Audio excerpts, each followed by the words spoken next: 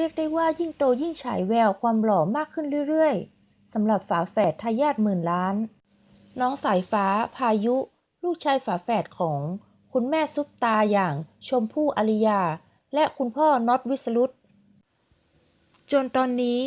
กลายเป็นซุปตาฟันน้ำนมของเมืองไทยไปแล้ว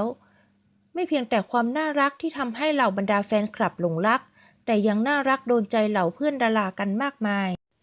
อย่างล่าสุดสาวเซมมี่ได้โพสต์คลิปลงอินสตาแกรมขณะที่กำลังเล่นกับน้องพายุก็ไม่ธรรมดา